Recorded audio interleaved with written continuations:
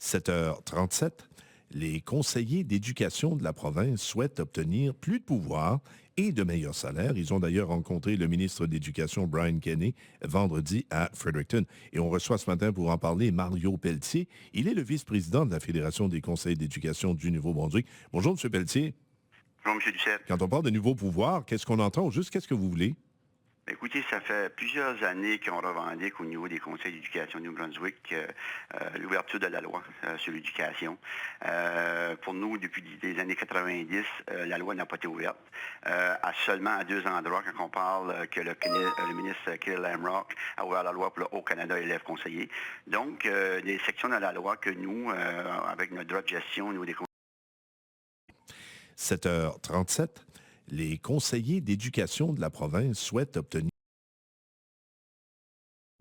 7h37, les conseillers d'éducation de la province souhaitent obtenir plus de pouvoir et de meilleurs salaires. Ils ont d'ailleurs rencontré le ministre d'Éducation, Brian Kenney, vendredi à Fredericton. Et on reçoit ce matin pour en parler Mario Pelletier. Il est le vice-président de la Fédération des conseillers d'éducation du Nouveau-Brunswick. Bonjour, M. Pelletier. Bonjour, M. Duceppe. Quand on parle de nouveaux pouvoirs, qu'est-ce qu'on entend ou juste qu'est-ce que vous voulez? Écoutez, ça fait plusieurs années qu'on revendique au niveau des conseils d'éducation du Nouveau-Brunswick l'ouverture de la loi sur l'éducation. Pour nous, depuis les années 90, la loi n'a pas été ouverte. Seulement à deux endroits, quand on parle que le ministre Kirill Lamrock a ouvert la loi pour le Haut-Canada élèves conseillers.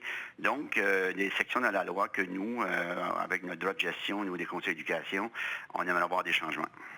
Vous parlez, par exemple, de baptiser des écoles, si j'ai bien vu. Bien, écoutez, il y a plusieurs exemples que je peux vous donner avec les recommandations.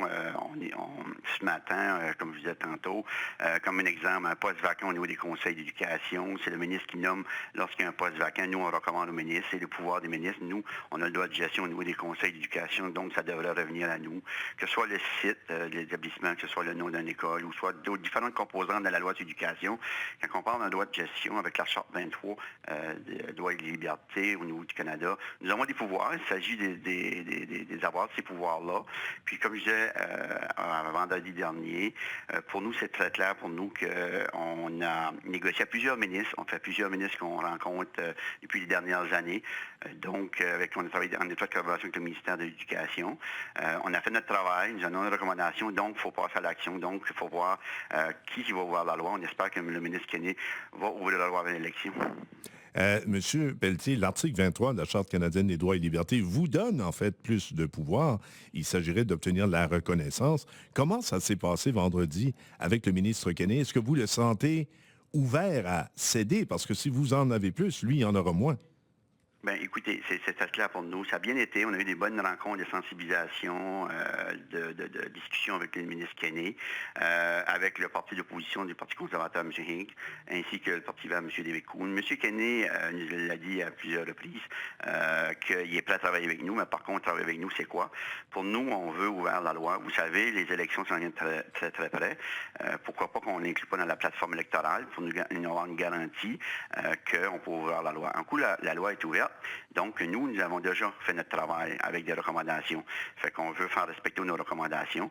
Oui, c'est très clair, la Charte nous donne les droits, mais je ne suis pas certain que le document de la loi d'éducation rend justice à nos conseils d'éducation. Il y a un autre élément qui retient votre attention, celui de la rémunération. Vous gagnez quoi? 3 000 et c'est imposable par année. Ça fait de vous les conseillers scolaires les moins payés au Canada.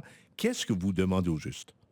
Écoutez, pour la question de la numération, 3 000 par année, quand on parle de deux réunions, certaines de conseil d'éducation par mois, quand on parle de toute la question de déplacement, parce que vous savez, la question du conseil d'éducation Sud, qui est un grand territoire pour se déplacer, qu'est-ce qu'on demande?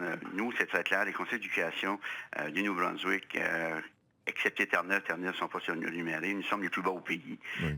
Je suis bien placé pour savoir. Je suis vice-président aussi des conseils d'éducation, Fédération nationale des conseils scolaires au Canada. Ce que nous demandons, c'est une compensation au niveau des heures perdues de travail. Ce qui veut dire un per diem au niveau des journées de travail qu'on perd. Comme moi, je suis du district scolaire Nord-Est, ça me prend 4 heures d'aller voyager à Fredericton, aller-retour, c'est 8 heures exactement une journée. Fait qu'on demande, comme les autres comités dans la province, être équitable avec nos gens. Vous savez, il y a un impact énorme au niveau de la vie familiale et professionnelle. proportionnel. Pour nous, c'est très clair. Fait que donc, on demande une perte de salaire ou une perte pour tout le monde au niveau du per diem. Une compensation. Une compensation de 75 ou 150 comme les autres comités à grandeur de province. Fait que le petit salaire de rémunération qu'on parle de taxable, imaginez-vous 3 000 taxable au niveau imposable. Donc, ça donne pas grand-chose au bout de la ligne. C'est du bénévole, écoutez, c'est du très bénévole. Moi, ça fait plusieurs années que je suis au niveau des conseils d'éducation. Pour nous, on manque d'une reconnaissance. Le Parti conservateur avait donné 3 000 dans les années 2010, donc on demande un ajustement. L'ajustement, c'est pas un salaire, c'est vraiment la perte de salaire, une compensation au niveau des journées de travail. Ça, c'est 250 par mois et imposable. Et ça, est-ce que le ministre Kenney s'est montré ouvert? Est-ce que vous en avez parlé avec lui? Il y a comme vous savez, au niveau de la situation budgétaire au Nouveau-Brunswick, on y a parlé, il est sensibilisé, etc. C'est un autre aspect de dossier qu'on veut l'inclure dans la plateforme électorale. Comme qu'on a réussi dans les années 2010-2011 avec le gouvernement Howard, qui l'a inclus dans sa plateforme électorale. Quand ils l'ont dans la plateforme électorale, c'est plus facile après d'avoir des actions. Pour nous, c'est très clair. On revendique ceci. On sait que c'est pas un montant élevé au niveau des conseils d'éducation, mais ça serait vraiment équitable pour les gens conseillers et conseillères du Nouveau-Brunswick. Monsieur Pelletier, merci d'avoir répondu à nos questions ce matin et bonne journée. Ça fait plaisir. Bonne journée, M. Ducel. Monsieur Mario Pelletier, le vice-président de la Fédération des conseils d'éducation du Nouveau-Brunswick.